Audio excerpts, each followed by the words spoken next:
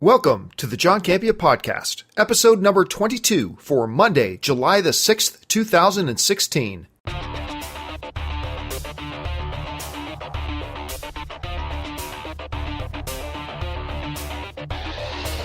Hey guys, and thanks for joining me on this episode of the John Campea Podcast. We're talking about Mark Hamill joining my Comic-Con HQ family. Very excited about that. What's going on with the UFC and Brock Lesnar sequels struggling this summer. What's going on with Suicide Squad and a whole bunch more. So sit back, relax. The John Campea Podcast starts right now.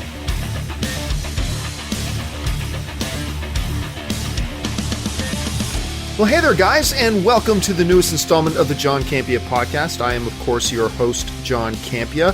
Got a whole bunch of stuff to talk about today. I'm going to start off with this because I'm very, very excited about this. You guys probably saw the news the other day. We were sitting on this for a while. But as many of you know, my new main gig, the main thing that I do now is I'm the exec producer and the host for a new show called Film HQ on the new Comic-Con HQ network. And if you have not signed up for it, why not? It's free until just after Comic-Con. So it's the best kind of thing. You can sign up for it, and you've got like over a month to decide if the programming there is going to be worth the $4.99 or the $5 a month that you got to pay for it after that. I think you're going to see that it is worth it, but that's the best thing. You get to choose. But anyway, Kevin Pereira, Adam Sessler, myself, we've already got a bunch of shows on there. Alan Tudyk is on there, a whole bunch of people. But, I've got my show, Comic-Con HQ, but we just announced one of the newest shows joining it, and it's going to be hosted by Luke Skywalker himself, Mark Hamill. Or to some people, it's funny. To some people, they think of Mark Hamill and they think of the Joker first, and that's cool too. But anyway, Mark Hamill is joining the Comic-Con HQ. He's going to be doing this awesome collectibles show, talking to different people across the country about different collections that different people have, and that's going to be really exciting. So we were super excited to announce that. And of course, Film HQ, we just did episode 5. We're going to be recording episode 6 this week, and we're really happy with the way that's all going. So I'm super stoked. So I want to tell you guys about that. And listen, before we get into the rest of the show, I wanted to ask you guys to do me a favor. If you enjoy the John Campea Podcast, do me a favor. It'll only take a second of your time. Pause this podcast. Open up iTunes or find a way to open iTunes and search for the John Campea Podcast. And when you're in there, leave a comment and rate the podcast. That just helps me out a lot. So once again, just open it up on iTunes. Even if you don't use iTunes, find the John Campea Podcast and leave a comment on it and rate it. That helps me out a great deal. Now, one of the things I wanted to do, I did this last week as well, and it worked really well, is that I asked you guys to program today's show. So what I did was I jumped on my Facebook page, and you can follow me on Facebook just at facebook.com/John Campea, and that's where you can follow me. And I did this last week too, I put up there a post that said, hey, you guys tell me what topics do you want me to discuss today? And last week, hundreds of responses. This week, hundreds of responses. So I obviously can't get to all of them. I'm going to take the first, 10 or 15 or 20 of them that I can and get through them. And it worked out great last week. So that's what we're going to do today. Now, before I jump into those Facebook questions and those Facebook topics that you guys programmed, I want to follow up on a YouTube video that I did yesterday. Now, a lot of you guys heard about that little controversy going around because there's that X-Men Apocalypse billboard where you see Apocalypse one hand choking Mystique. And actress Rose McGowan came out and basically said that that poster promotes violence against women. Now, I made a video yesterday on my YouTube channel. Very simple to find me on YouTube. It's youtube.com/John Campea. It's the easiest way to find me. And I did a video with my response, like, does this billboard promote violence against women? And I think it's a ludicrous notion. And I went in, if you saw that video, I go into all the step-by-step, all the reasons why this does not promote violence against women. I talk about the historic imagery of the one-handed choke. I go through all these movies and comic books and everything, dozens and dozens of examples where the one-handed choke is used, including this year, where there's that big image from Deadpool where Gina Carano is one-hand choking TJ Miller up against the wall. And Batman, poor Batman, gets choked out all the time. And I talked about how the very first time, think about this, the very first time we ever saw Darth Vader do something, besides just walking through the door. The first thing we ever see Darth Vader do is one-hand choking a guy. And, so basically, no, I don't think that thing, promoted violence against women. But you go and watch the video for the full context. It's about a 10-minute long video. But one of the objections that Rose McGowan and other people were bringing up on that video was the fact, but John, that poster doesn't have any context. All it is a man choking a woman. There's no context. And that's the big refrain I hear a lot of people saying. So, well, there's no context, it's just a man choking a woman. And I'm sorry. I'm sorry that that's pure nonsense. That is absolute, utter nonsense. Because what do you get in that poster? You've got Mystique, who has, for all intents and purposes, been the main character of this new X-Men trilogy. Of Apocalypse, Days of Future Past, First Class. She has essentially, when you look at all three of them together, Mystique is the main character of that thing. I don't like that she's the main character of it. I wouldn't have liked it if Nightcrawler would have been the main character. I wouldn't have liked it if Cannonball had been the main character. I wouldn't have liked it if Jubilee had been the main character. I don't like that Mystique was the main character.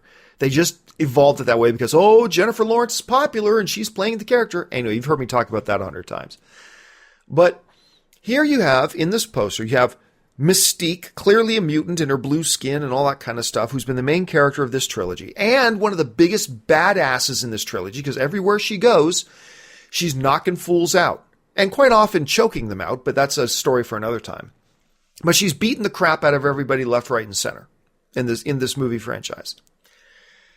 And then you've got this new villain who's obviously huge and monstrous. The white eyes just looks like a big, brutal villain.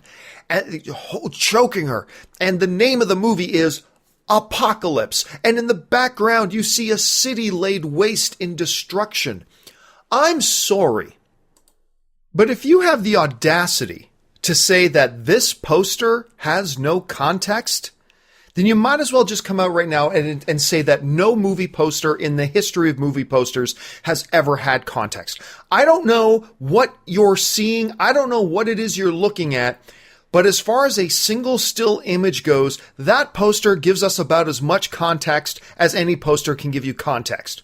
The hero of 3 movies being subdued, obviously, by an all-powerful villain who's new to this, in a movie called Apocalypse, with a city laid waste in destruction behind it. To me, this poster tells its own story, and to suggest that the poster has no context, I'm sorry. A lot of things are subjective. They are. And I get that. And you got to have room for other people's opinions. But the only way you can look at that poster and say, this poster has no context, is if you've already decided you want that poster to say that it promotes violence against women. And now you're just coming up with excuses to try to fit your narrative. That's it. Because there's no way you can objectively sit back, look at that picture and say, oh, that picture has no context. What picture can have context if this picture has no context? It just basically made no sense to me whatsoever. So I just want to follow up with that. Again, I encourage you, go check out my video. It's on my YouTube channel. Again, it's youtube.com/John Campea, and it's called, Does This Picture Promote Violence Against Women? It's the first video on there. And let me know your thoughts there. And so subscribe to my YouTube channel while you're at it. Okay, now with that out of the way, let's get into these Facebook questions that you guys have programmed for me today. Now, the first question, the first topic brought up today was from Ryan McKenna. And Ryan McKenna, it says, struggling sequels at the summer box office.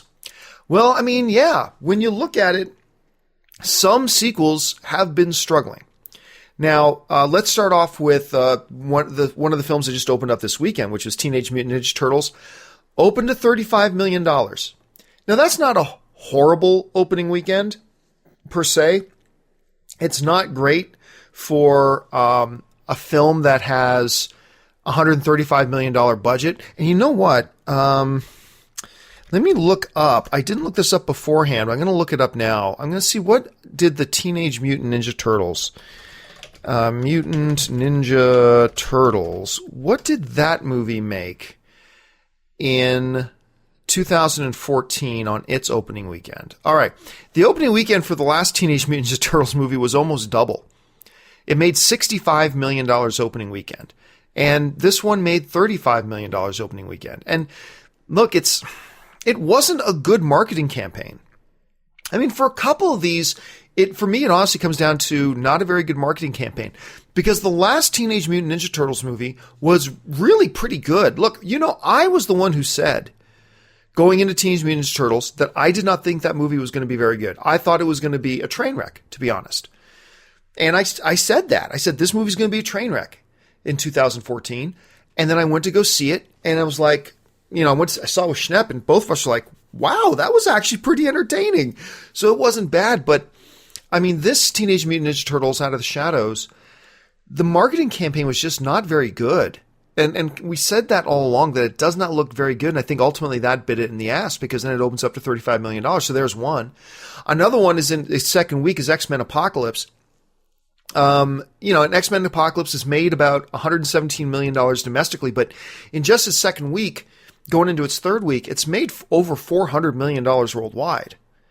So is that as much as they wanted? No, but it's very, very difficult to look at a film that in just 2 weeks has made over $400 million worldwide and call it any kind of a disappointment or any kind of a flop, or certainly any kind of a failure.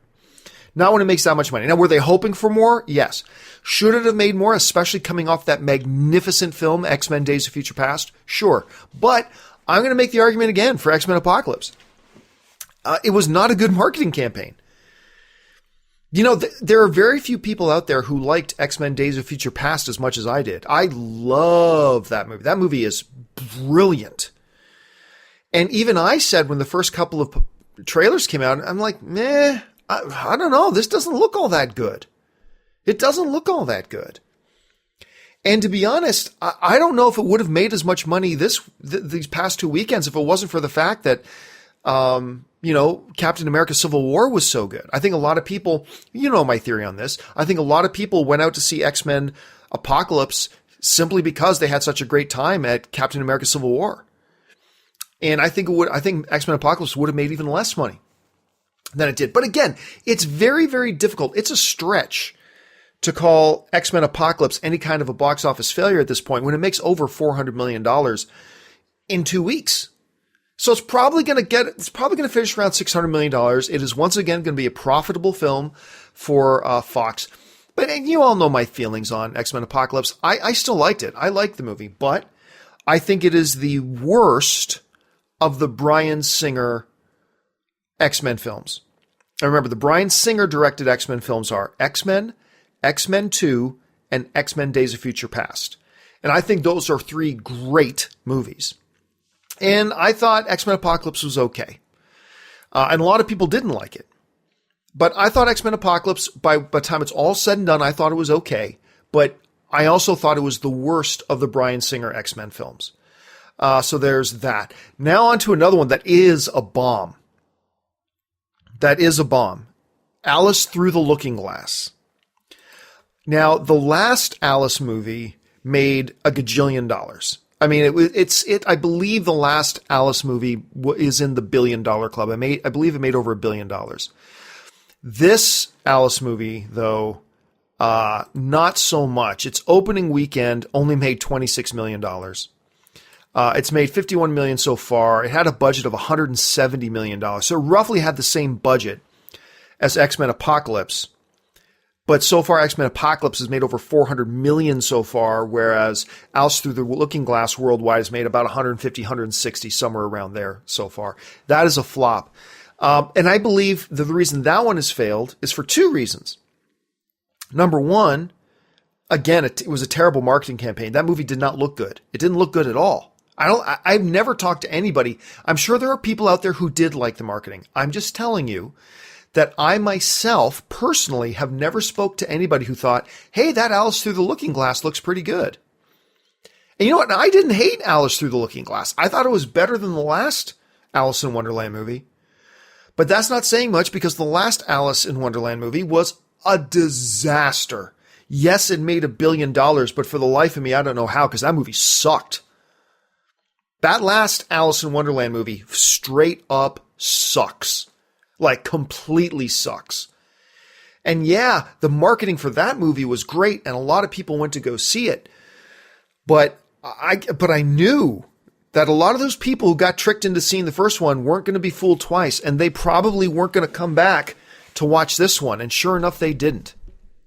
As this movie is just, this movie, Alice Through the Looking Glass, I believe is clearly a better film than the last Alice movie. But the marketing was bad. It just was. And I'm not going to sit here and tell you Alice Through the Looking Glass is a good movie. I thought it was okay. But even just barely okay is a significant improvement over the absolute unmitigated disaster the last one was. But the trailers look terrible. You're coming off of a really bad last film. I just don't know how anybody at Disney would have thought that Alice Through the Looking Glass was going to do much better than it did, to be honest. But now we go on to another sequel, Captain America Civil War. Well, Captain America Civil War has made $1.13 billion at the worldwide box office. It is in its 5th week, and it still made $8 million this past weekend. In its 5th week, it still made $8 million this past weekend. It's probably going to cross the $400 million domestically alone mark. So clearly, Captain America Civil War, not a disappointment when it comes to the sequels. Then you get into Neighbors 2. Neighbors 2 Sorority Rising. I would have thought the Neighbors 2 would have done a bit better, to be honest with you. Because even though the last movie was great, I thought Neighbors 1 was absolutely hilarious. It was, once again, not a very good marketing campaign. The trailers for Neighbors 2 did not look all that great. And to be fair, they also didn't do much of a job distinguishing Neighbors 1 from Neighbors 2. They kind of look like the same movie. And so still a little R-rated comedy. It made almost $22 million on its opening weekend. Not bad. When it's all said and done, this movie's going to be profitable. But it didn't do blockbuster. But I don't think anybody was expecting Neighbors 2 to do blockbuster kind of numbers. Now, so there you go. Yeah, it hasn't been a great summer for sequels. Captain America is an obvious exception to that. X-Men Apocalypse has not done bad. But Alice Through the Looking Glass, Teenage Mutant Ninja Turtles, Out of the Shadows, Neighbors 2. I think all 3 of those films suffered from poor marketing campaigns. In the case of Alice, it's also suffering from the fact that the last movie was just an unmitigated mess. So there are a few challenges there. But overall, I don't think it's been, other than Alice, which is an unmitigated flop. Alice Through the Looking Glass, when it's all said and done, will be considered a flop. But I don't think Neighbors 2 be considered a flop. I don't think Teenage Mutant Ninja Turtles will be considered a flop when it's all said and done. And I don't think X-Men Apocalypse can be considered a flop either. So has it been a great summer for sequels? No way. Can't defend that. But has it been a disaster for sequels? I also don't think that's the case either. All right, let's move on to the next question. Kind of similar, or kind of goes hand in hand with Ryan's question. This is from Truman Harwood. And Truman Harwood brings up the topic of, how big of a hit do you think Suicide Squad will be? Well, that's a really interesting question, because I think there are some people out there with really unrealistic expectations for what Suicide Squad will be. Because there are people out there who are predicting like a $200 million opening weekend for Suicide Squad. Not a chance in hell. No way will that happen. Not a chance. I think that's very unrealistic, even though there are some people in the comic book fan community that really like the trailers, and I've really liked the trailers for this so far. And good trailers are definitely going to help it, and it's had great trailers so far. But the fact of the matter is, it's a bunch of characters that nobody's ever heard of. Outside of the hardcore comic. Yes, the Joker's in there, but this is a very different Joker than what people are used to. I think it's going to be a great Joker. For the record, I think Jared Leto is going to be a great Joker. I think Margot Robbie is going to be a great Harley Quinn. And I actually, you know what? Across the board, I kind of like the casting for Suicide Squad. And I think it has the potential to be a very good movie. But that's a different issue about whether or not I think it's going to be a good movie from how big of a hit will it be. Because remember, we just talked about the first Alice in Wonderland movie from a few years ago. It made over $1 billion. That movie sucked. So there's not necessarily a correlation between how good a movie is and how much money it makes. But how big of a hit will it be? Look, I think if Suicide Squad can make $85 million opening weekend, I think if Suicide Squad can make $85 million opening weekend, because remember, X-Men Apocalypse just opened to $65 million opening weekend, right? And that's an ongoing franchise with a great movie from a couple years ago as its previous installment in the franchise with X-Men Days of Future Past. So I'm going to say if Suicide Squad can make $85 million, everybody should be happy. I think fans should be happy. I think Warner Brothers should be happy. I think expectations much higher than that are unrealistic. I really do. So it all depends on what your definition of a big hit is. I think if they can hit 85 million opening weekend, everybody should be happy. So that's my thought on the Suicide Squad stuff. All right. Next topic is brought up by Ralph Lenardic. Ralph Lenardic writes, John Boyega is cast in Pacific Rim 2. Your thoughts? Yeah, just read about this. Stephen S. DeKnight, the guy who brought us, pretty much brought us Daredevil Season 1, and he brought us Spartacus. Spartacus is in my top 3 all-time favorite television shows, and that was directed by Stephen S. DeKnight, who is the showrunner on that show. And now Stephen S. DeKnight is going to be directing Pacific Rim 2. I thought, first of all, let's start with the directing choice. I thought Stephen S. DeKnight as a director for Pacific Rim 2 is a really inspired choice. I think that's a really inspired choice. I'm really excited to see what he does with Pacific Rim. I thoroughly enjoyed the first Pacific Rim, and I'm looking forward to Pacific Rim 2. John Boyega. Now, John Boyega is, of course, from Star Wars. He plays Finn in Star Wars, and he's going to be playing Idris Elba's son. And I think that's interesting. I think, look, I'm a big fan of John Boyega right now. I think the job that he did, and I had my questions about John Boyega going into Star Wars The Force Awakens. To me, he was a question mark. Him and Daisy Ridley were both question marks for me, to be honest with you. I wasn't down on them, but they were question marks for me. I had my doubts. And both of them crushed it. Both Ridley and, of course, Boyega just crushed it. And I love them both. Boyega legitimized himself to me as a guy who can carry a movie. He can carry a movie. He's got that kind of charm and charisma on screen, and I just became a very, very, and I admit it, I had question marks about John Boyega going in, but he has won me over. I am a John Boyega fan, man. And so him joining Pacific Rim, I think it's a nice choice. What is something that I saw coming? No, probably not. But sometimes those are the best ones, right? The ones that you didn't see coming, the ones that you wouldn't have thought of. So I think it's a really cool choice, and I look forward to seeing what he does there. All right, this next one comes from Irish Dave Barseal? Irish Dave Barseal, who writes, hey, John, what do you think of Brie Larson playing Captain Marvel? Well, let's be clear about this first. As of right now, Brie Larson isn't playing Captain Marvel. There are reports that have come out that she is in talks. Okay? She's in talks to play it. Now, that means there's probably a pretty good chance she is going to end up being Captain Marvel. But let's just be very clear right now that as of right now, it's not official. She's not playing a Captain Marvel yet. But that does look like the way it's heading. And, you know, we talked about this on Film HQ this past week. I love the choice. Like, I've been big on Brie Larson ever since 21 Jump Street. And, you know, then, you know, The Sensational Now, and, you know, just, she's been in a number of things. Obviously, she just won, she's the reigning, defending acting champion. She's the reigning Best Lead Actress Oscar title holder right now. So as of right now, she's the best in the business. She is marvelous, but I've been huge on Brie Larson ever since that small supporting role she had in 21 Jump Street. I just thought she crushed it in that, and I've been a big fan of hers ever since.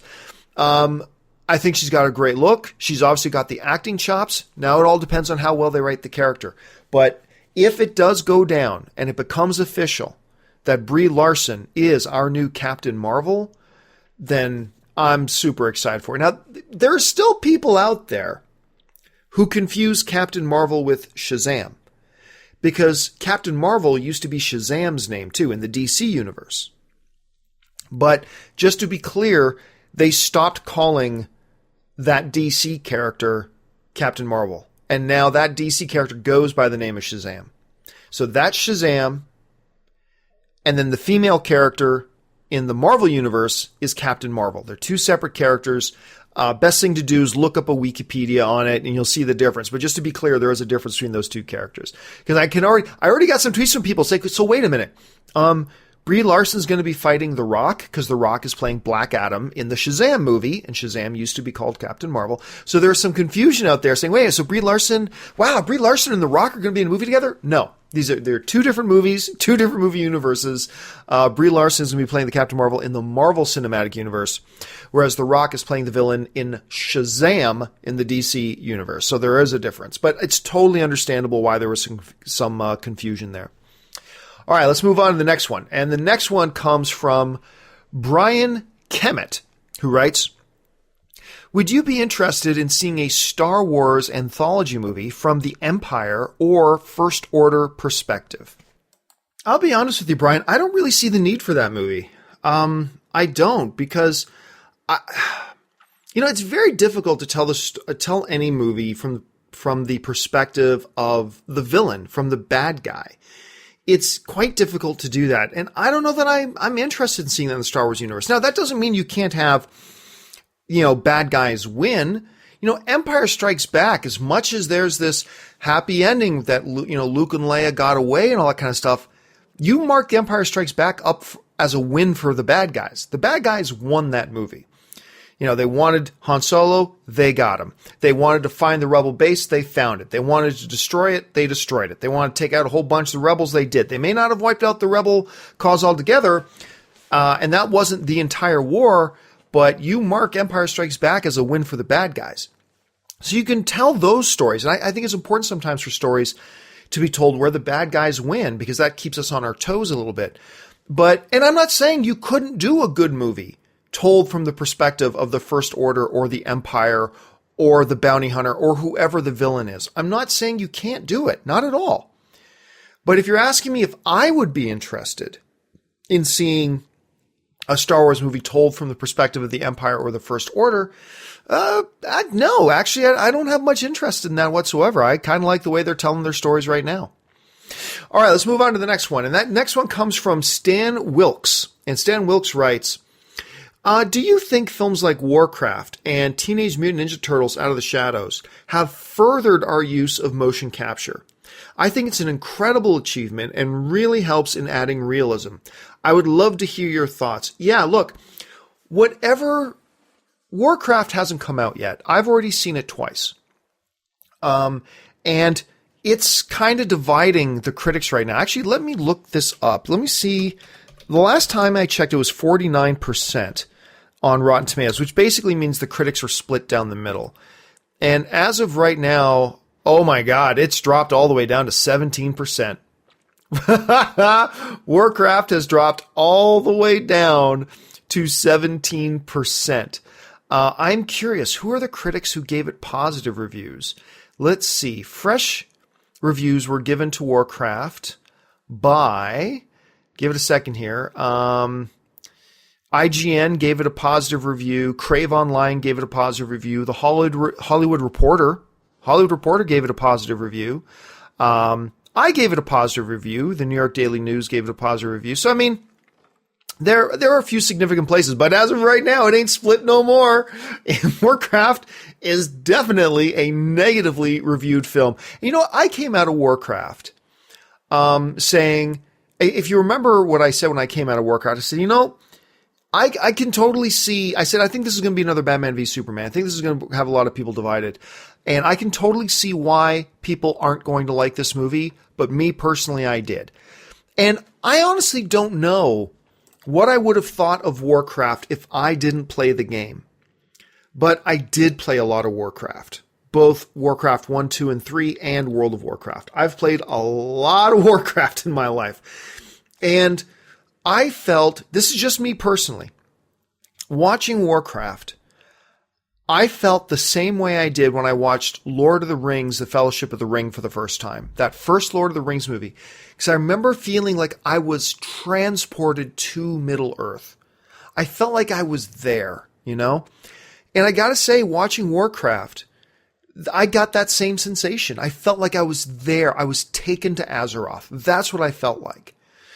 And I enjoyed on that level. But I mean, it had its problems. It definitely has its problems. And I came out saying to everybody that was with me, you know, I liked it, but I can totally see why there are going to be people who don't like it. And I don't know if I would have liked it had I not been such an avid player of the game. Because I wasn't avid. If I had never played the game and I didn't know the game and I just went in to watch Warcraft, I don't know if I would have liked it or not, to be honest with you. So, I mean, there's that. So right now, 17% on Rotten Tomatoes. Teenage Mutant Ninja Turtles, not exactly tearing it up right now either. I think right now the Teenage Mutant Ninja Turtles, which, you know, I mentioned this a little bit early. I don't think it's as good as the last one was at all. I think right now it's got like a, Out of the Shadows says like a 36%. But regardless, you got to acknowledge that the motion capture work in both Warcraft and this new Teenage Mutant Ninja Turtles were fantastic. Like, was really, really good. As a matter of fact, there's another movie coming out called Big Friendly Giant. Sorry, it's actually called The BFG, which stands for The Big Friendly Giant. That's coming out, and I believe Mark Rylance, who just won Best Supporting Actor at the Academy Awards this year, he does the motion capture and the voice for the BFG, for the Big Friendly Giant. And it is Andy Serkis level excellence as far as motion capture performance and voice performance all wrapped into one. It's seriously, it's Andy Serkis level. It's that good. And I thought the motion capture performances in both Warcraft and in Teenage Mutant Ninja Turtles were both very, very good. Regardless of what you think of the movie, I think the motion capture of them was very good.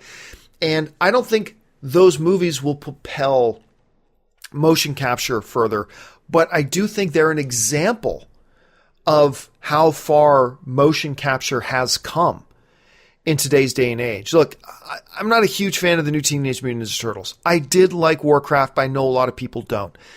And that's a shame. But look past that. When you're asking the specific question, how good are the motion capture performances in it? They're very, very good in both those films. And I encourage everybody, if you want to see really great motion caption performance with the voice and the face and all that kind of stuff rolled into one, go check out the BFG. It's directed by Steven Spielberg. Go check that out when you get a chance. It's not going to be one of the top 10 movies of the year by any stretch of the imagination, but I thought it was a really good movie. And like I said, Andy Serkis level kind of motion capture performances.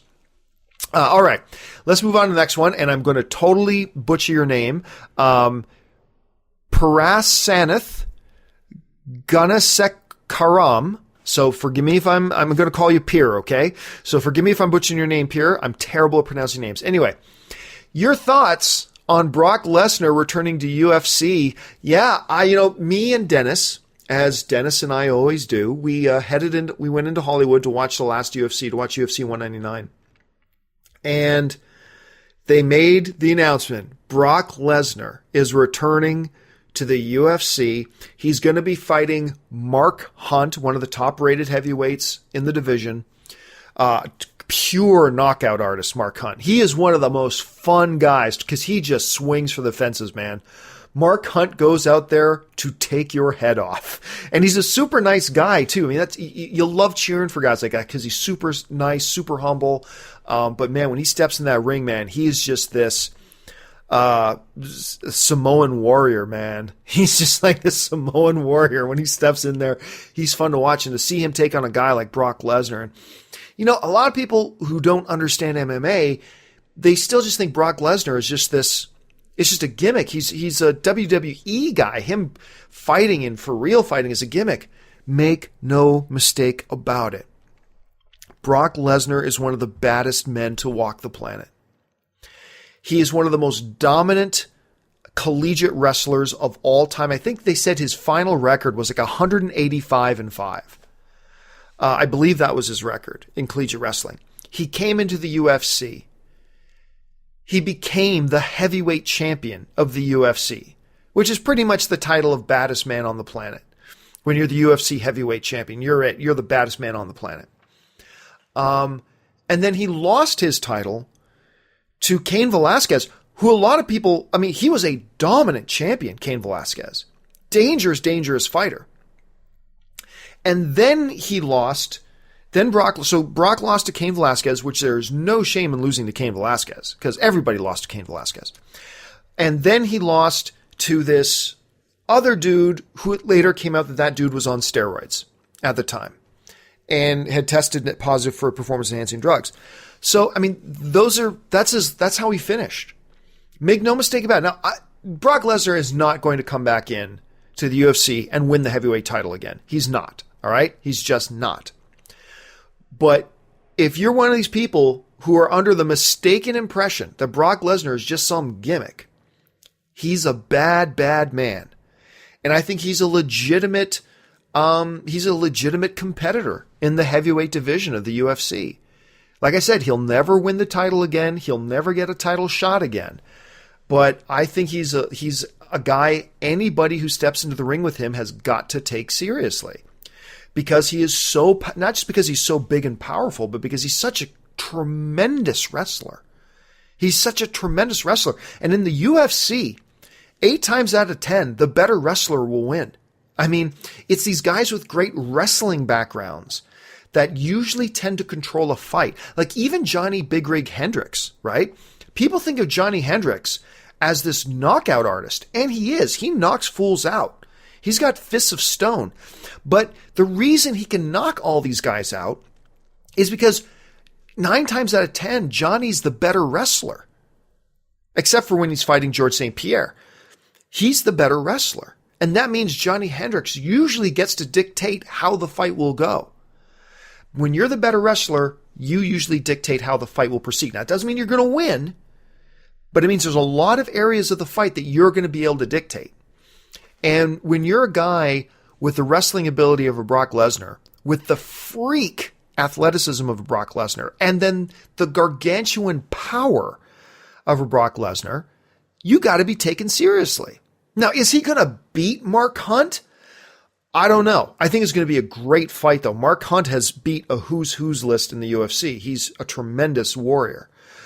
So he may lose, but even if he loses, I believe that would be no shame in Brock Lesnar. Personally, I think it's great for Brock that he's coming back to the UFC for at least one more fight.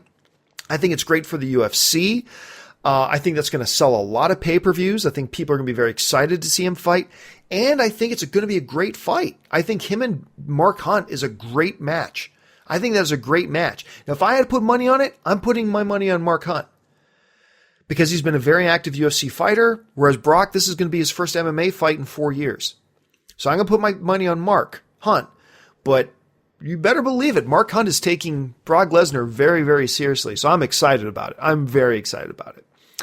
All right. Irish Dave Bacall writes in again. He says, what is your favorite movie of the summer so far? Oh, that's easy.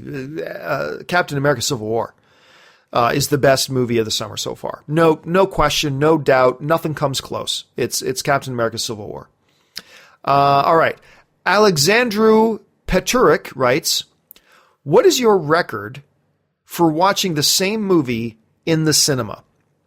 My record for watching the same movie in the cinema is, drumroll please, it's The Phantom Menace. I saw The Phantom Menace 18 or 19 times. I keep forgetting if it was 18 or 19. It's one of the two. Let's just go with at least 18 times. I saw it in cinema. Part of the reason that I saw it that many times in cinema, well, there's 3 reasons. Number 1, I was deluded. I mean, I convinced myself The Phantom Menace is a terrible movie, but because I'm such a Star Wars head, I lied to myself and convinced myself that I liked it the first time I saw it. That didn't last too long. I eventually caught on and realized, no, man, this is a terrible movie. But at first, I convinced myself I liked it. The second reason though, that I saw it so many times, because I've seen movies that I love, but I did not go to see 18 times in theaters. But the second and third reason are kind of combined, all right? And that is, and I still believe this to this day, as bad as I think The Phantom Menace is as a movie, at the time, all right, 1999, no movie. It was easily the greatest achievement in visual effects ever. The Phantom Menace was. It was by far, to me, the greatest achievement in visual effects history. And, you know, I'm a big defender of the Oscars, but the one biggest snub, I think, in Oscar history was that year they gave the Best Visual Effects Award to The Matrix instead of The Phantom Menace. And that's a joke. That's a total joke. They did that because The Matrix was such a better movie. The Matrix was 10 times better than The Phantom Menace as a movie. But as far as just pure visual, and remember, you know, George had snubbed Hollywood, and George has snubbed the Oscars and stuff like that a lot. And I think there was a lot of Oscar voters there who just decided, we're not going to give this to George Lucas. Because to me, it's not even a question. And I knew a lot of guys who worked at Digital Domain, at Computer Cafe, and, you know, at all the big production houses, because at the time, I worked, when that movie came out, I was working in visual effects. I was a producer and a client services director at a visual effects, a 3D animation and visual effects company. And so I had a lot of contact with all the guys in the industry. And like all the real guys in the industry were like, that's a joke. Phantom Menace, clearly best visual effects. But they gave it to The Matrix and whatever.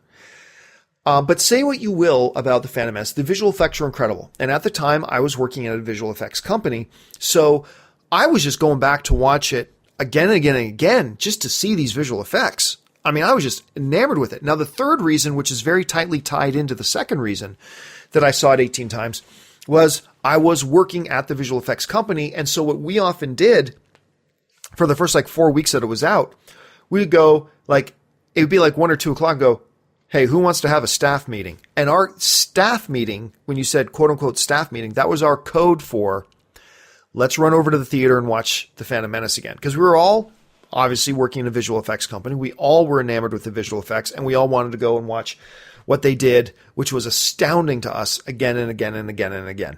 So yeah, which movie did I see the most in cinema? It was, oddly enough, The Phantom Menace, which was at least 18 times. Might have been 19, but let's say 18.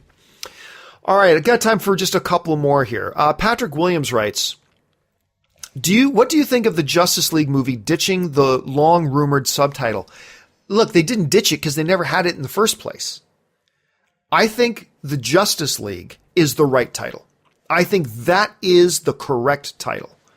I think Justice League : subtitle, especially for the first Justice League movie, I think that would be a mistake. But I mean, who cares? It's just the title. It wouldn't make any difference. But for me personally, I think if Warner Brothers and DC stick with the Justice League as the name for their first movie, I think that's the right move. I think that is the right move for them.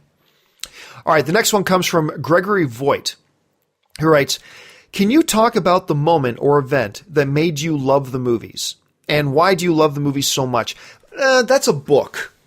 For me to answer that question fully is a book. But I will say this. The moment I fell in love with movies, when movies became the dominant influence in what was going to set the path for the rest of my life, was my earliest childhood memories, my mom taking me to see Star Wars. That was the moment I became a lifelong movie fan, and it's kind of dictated the course of my life ever since. Let's go. Jamal B. Pullman writes, do you think you can go a year without seeing a movie at all? No, I can't. I don't know if I can go a week without seeing a movie, to be honest with you. I don't even think I can go a week. Next one comes from my good friend Kevin Rubio. And Kevin Rubio writes, Superman is to make an appearance on Supergirl. Your thoughts on who you think will play the Man of Steel? Yeah, interesting choice. First of all, I think the Supergirl show is terrible.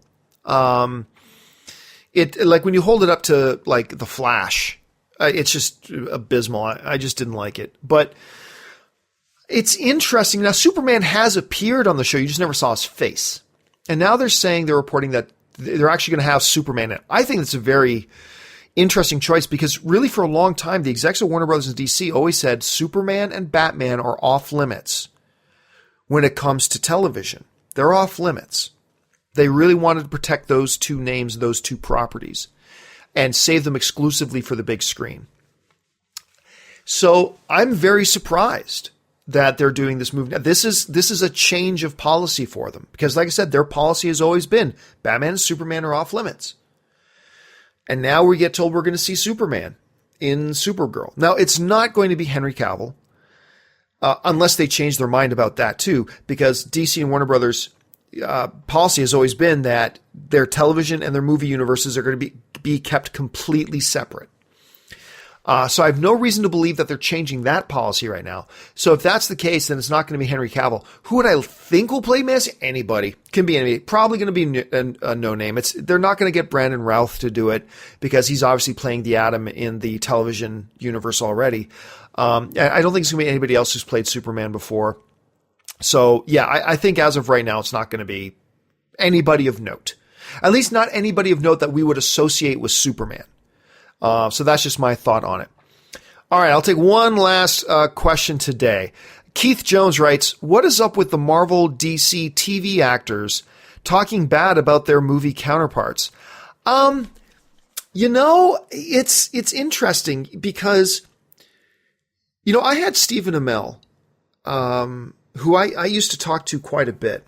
Stephen Amell, he plays Oliver Queen, the Arrow on TV's Arrow. And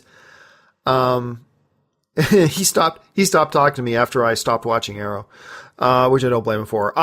For the record, though, I remain a big fan of Stephen Amell. I think the dude's great. And even though I didn't like Teenage Mutant Ninja Turtles Out of the Shadow as much as I was hoping I would, and even though I thought Casey Jones was a badly written character, I thought Stephen Amell elevated that character as much as an actor could have with that script. I am a big Stephen Amell fan. I'm not going to let the fact that he has stopped talking to me, because I get it. I do. I very publicly stopped watching Arrow. I thought the show took a real turn for the worse. And part of the reason I was so mad at the show for doing that was because I thought it was doing a disservice to a guy the caliber of Stephen Amell. I thought Stephen Amell is a tremendous performer.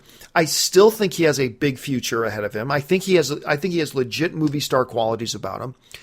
I think he's great. And I think he got mad when I stopped watching the show because I think it's fair to say I was the biggest Arrow evangelist out there. I don't think there was anybody cheerleading Arrow as a show as much as I was. But, I've got to be honest. I'm not going to be disingenuous. I thought the show took a turn for the worse, and to the point where I, as a TV fan, gave up on the show. That happens. It happens to all of us. We watch a show until we don't like it anymore and we stop watching it. But I think the fact that I was such a big evangelist of Arrow, me then stop watching the show, caused a bit of an issue, I guess, for some people. And me and Steven stopped talking at that point. And I get it. I do. No ill will towards Steven from my part. I think the dude is a tremendous talent. I look forward to seeing him everything he's in. He was awesome in, I believe it was SummerSlam that he was in. He was in that WWE SummerSlam. The best wrestling by an actor ever. He did things in that match I didn't think anybody would do. As a matter of fact, I even dropped him a message after I saw SummerSlam saying, dude, you were crazy. That was awesome. And I am still a big fan of his, and maybe one of these days he and I will have a chance to chat again. But, Stephen Amell came on my show, and he was critical because they had just announced that Ezra Miller was going to play Flash in the movie universe. And, Stephen Amell did something that I really respected. He came out and he spoke up, and he defended his TV colleague. He was defending Grant Gustin. Because he came out and said, I just don't get it. Grant Gustin, they just premiered Flash. It's a huge success. And right on the heels of the first 2 weeks of Flash, and it's a huge success, and the numbers and the ratings are solid, you come out and announce somebody else is playing it in the movies. And he was just saying that he thought that the timing of the announcement could have been better. And now you've got, like, the girl who plays Skye I know they don't call her Skye anymore. I can't remember what they call her. Maybe Daisy or something. The girl who plays Skye on Marvel's Agents of S.H.I.E.L.D., she's being critical of Marvel now and the way they're handling the TV and the movie universes separately. And yeah, you're hearing a lot of ill will right now from the television side of things, and both Marvel and DC, towards their cinematic counterparts. My opinion of that is this, and it's just an opinion, so take it for what it's worth. And it's worth very little, to be honest. My opinion is this. I think it's totally understandable when you are putting your heart and soul into something. In this case, the TV properties for Marvel or DC, if you're one of the actors in one of their shows, and you're putting your heart and soul into something, and you perceive that your parent company is disrespecting you. And I can see that, and you feel like your movie counterparts are getting more respect or treated better or getting, better treatment, preferential treatment. I can understand feeling slighted, and I can understand feeling a little bit disrespected. I get that. But I also believe that to the actress that plays Skye, I would say the only reason I even know who you are is because Marvel gave you this job. That's the only reason I even know who you are. So be careful about crapping in the bed that you sleep in. Because do I think she has a point? And then maybe some other actors in the DC and Marvel television universe have a point in having some sour grapes towards their movie counterparts. Yes, I do. I believe they have a point, and I believe they have a reason to feel the way they do. But at the same time, don't crap in the bed that you sleep in. Because maybe you feel they're treating you unfairly that way, but guess what? You wouldn't even be there to be unfairly treated had they not given you this job.